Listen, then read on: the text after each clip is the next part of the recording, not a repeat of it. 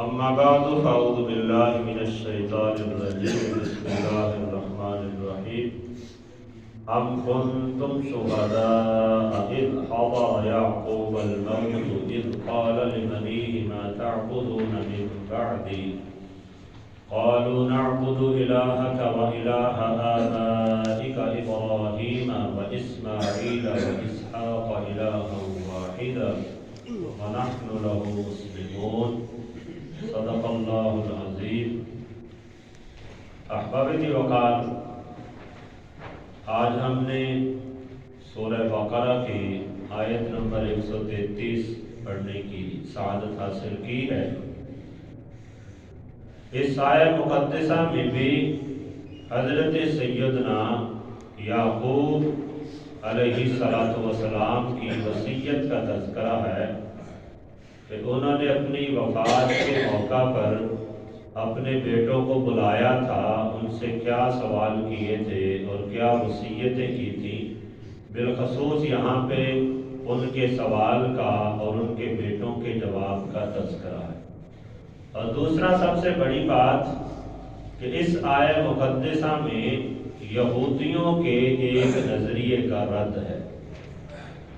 یہودیوں کے بارے میں مختلف تفاسیر کے اندر اس کا شان نزول یہ بیان کیا گیا۔ تفسیر تبیان القرآن میں بھی ہے، صراط الجنان میں بھی ہے، اور تفسیر نعیمی کے اندر بھی میں نے پڑھا کہ یہ جو یہودی تھے یہ کہا کرتے تھے کہ حضرت یعقوب علیہ السلام کو جب موت کا وقت ان کا قریب آیا، جس دن ان کا وصال ہوا، تو انہوں نے اپنے بیٹوں کو بلایا اور انہیں یہ وصیت کی تھی کہ تم ہمیشہ یہودیت پہ قائم رہیں۔ یعنی یہودی اپنے ٹائم اپنی اہمیت کا اظہار کرنے کے لیے، اپنی فضیلت کا اظہار کرنے کے لیے حضرت یعقوب علیہ السلام کی طرف جھوٹی بات منسوب کرتے تھے کہ ہمارے جو بڑے تھے، ہمارے آبا و اجداد تھے، حضرت یعقوب علیہ السلام نے انہیں وصیت کی تھی کہ تم ہمیشہ یہودیت پر قائم رہنا۔ تو اللہ جل شانہ نے اس کا رد کیا اس آیت مقدسہ میں۔ ارشاد فرمایا ام کنتم شہداء اذ حضر یعقوب الموت، فرمایا کیا تم اس وقت وہاں پہ موجود تھے جب حضرت یعقوب علیہ السلام کو موت آئی؟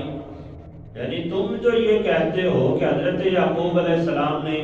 یہ وصیت کی تھی کہ تم ہمیشہ یہودیت پہ قائم رہنا اور یہودیت ہی کامیابی والا مذہب ہے، تو رب تعالیٰ نے ان کا رد کرتے ہوئے ارشاد فرمایا کہ کیا جب حضرت یعقوب علیہ السلام کو موت آئی، ان کی موت کا جب وقت تھا، تم اس وقت موجود تھے؟ اور یقیناً یہ اس وقت موجود نہیں تھے۔ جب موجود نہیں تھے تو ان کا یہ بات کرنا ہی جھوٹ ہے۔ حضرت یعقوب علیہ السلام کی مثال کا یہاں پہ رب تعالیٰ نے کیفیت کو بھی بیان فرمایا کہ جب حضرت یعقوب علیہ السلام کو موت آئی تو یہودیوں کو تو فرمایا کیا تم وہاں پہ اس وقت موجود تھے؟ اذ قال لبنیہ ما تعبدون من بعدی، جب حضرت یعقوب علیہ السلام نے اپنے بیٹوں کو جمع کر کے یہ فرمایا تھا ما تعبدون من بعدی، تم میرے بعد کس کی عبادت کرو گے، کس کی پوجا کرو گے، کس کی پرستش کرو گے، کس کو اپنا الہ مانو گے؟ قالوا نعبد الہک و الہ آبائک ابراہیم و اسماعیل و اسحاق الہا واحدا۔ تو بیٹوں نے سب نے یہی جواب دیا تھا کہ اے ہمارے ابا جان، ہم آپ کے وصال کے بعد اسی کی عبادت کریں گے جو آپ کا الہ ہے، جو آپ کے آبا و اجداد کا الہ ہے، جو حضرت سیدنا ابراہیم، حضرت سیدنا اسماعیل اور حضرت سیدنا اسحاق علیہ السلام کا الہ ہے، الہ واحدہ، اور وہ ایک ہی الہ ہے۔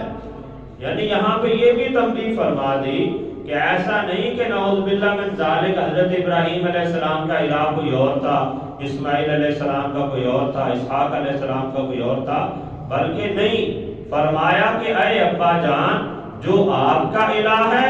جو آپ کے آباء و اجداد کا الہ ہے، اور وہ ایک ہی الہ ہے، ہم اسی کی عبادت کریں گے۔ وَنَحْنُ لَهُ مُسْلِمُونَ، اور ہم ہی ایمان والے ہیں، ہم مسلمان ہیں۔ تو احباب دی وقات، یہاں پہ ایک بات اور بھی بہت خوبصورت نظر آئی کہ جیسے بندہ دیگر معاملات کرتا ہے، اس سے چاہیے کہ اپنے وصال کے بعد جو اولاد کو ہم دیگر تعلیمات دیتے ہیں، دیگر دنیا کی چیزوں کے بارے میں بتاتے ہیں اور ان سے پوچھتے ہیں، ہمیں اس بارے میں بھی پوچھنا چاہیے اپنی اولاد سے کہ اے ہماری اولاد، ہمارے دنیا سے جانے کے بعد تمہارا کردار کیسا ہوگا؟ تم اللہ کی عبادت کیسے کرو گے؟ کیا تم نمازیں پڑھو گے، روزے رکھو گے، حج ادا کرو گے، زکوٰۃ ادا کرو گے؟ اس طرح کا سوال ہم کرتے ہی نہیں ہیں۔ اور دیکھیں حضرت یعقوب علیہ السلام ہمیں کیا تعلیم دے رہے ہیں کہ آپ نے اپنے وصال کے موقع پر اپنے بیٹوں کو بلایا اور بلا کر ان سے دنیا کی کسی چیز کے بارے میں نہیں پوچھا، بلکہ یہ سوال کیا، ما تعبدون من بعدی، میرے وصال کے بعد تم کس کی عبادت کرو گے؟ تو بیٹوں نے بھی آگے سے یہی جواب دیا کہ اے ابا جان، جو آپ کا الہ ہے اور جو آپ کے آباء و اجداد کا الہ ہے، ہم اسی کی عبادت کریں گے۔ اب یہاں پہ میں مختصراً ایک دو بات اور بھی عرض کیے دیتا ہوں۔ حضرت یعقوب علیہ السلام کی اولاد میں کون سے لوگ تھے؟ ایک تو حضرت یوسف علیہ السلام تھے،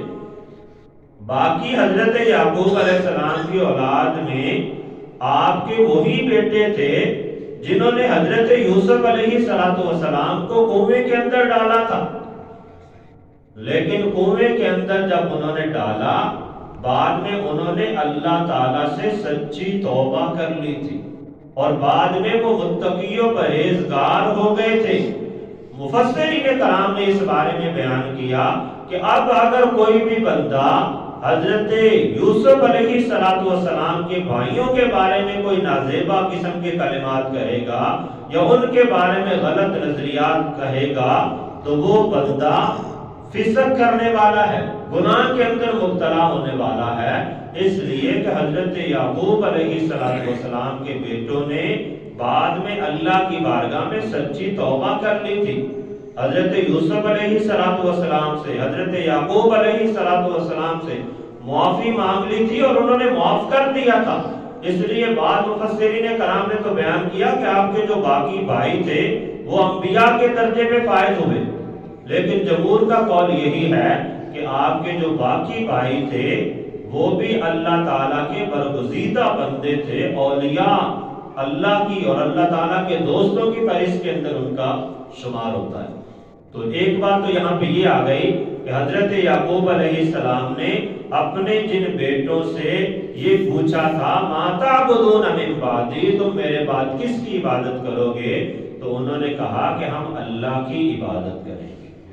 مطلب یہ کہ وہ نیک و متقی پرہیزگار بن چکے تھے، اس لیے تو انہوں نے کہا کہ ہم اللہ ہی کی عبادت کریں گے اور آپ کے آباء و اجداد کی عبادت کریں گے۔ دوسری بات یہاں پہ یہ بھی بہت اہم ہے کہ یہاں پہ بیان فرمایا حضرت یعقوب علیہ السلام کے آباء میں سے کہ حضرت ابراہیم علیہ السلام، اسماعیل علیہ السلام، اسحاق علیہ السلام، تین کا تذکرہ کیا۔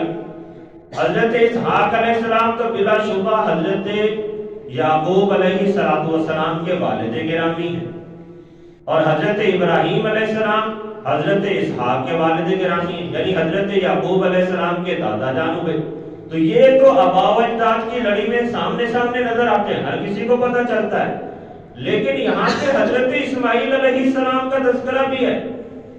حضرت اسماعیل علیہ السلام حضرت یعقوب علیہ السلام کے نہ باپ ہیں، نہ دادا ہیں، نہ پردادا ہیں، نہ اس لڑی کے اندر ہیں، بلکہ حضرت اسماعیل علیہ السلام تو حضرت اسحاق علیہ السلام کے بھائی تھے اور حضرت یعقوب علیہ السلام کے چچا جان تھے۔ تو یہاں پہ مفسرین کرام نے یہ نقطہ بیان کیا کہ چچا کے لیے بھی باپ کا لفظ بولے جاتے ہیں، جیسا کہ حضرت ابراہیم علیہ السلام کے بارے میں آتا ہے کہ انہوں نے جو آپ کا چچا تھا آزر، ان کے لیے ابھی کا لفظ بولا تھا، اور قرآن کے اندر یہ موجود ہے۔ تو چچا کے لیے یا تایا کے لیے بعض اوقات ابو کے یا ابھی کے الفاظ بول دیے جاتے ہیں، اور یہ شرعاً جائز ہے، قرآن کریم کے اندر اس کا ثبوت موجود ہے۔ تو حضرت یعقوب علیہ السلام کے بیٹوں نے بھی جب حضرت یعقوب علیہ السلام سے کہا تھا کہ ہم آپ کے الہ کی عبادت کریں گے، اور جو آپ کے آباء و اجداد کا الہ ہے اس کی عبادت کریں گے، تو رب تعالیٰ نے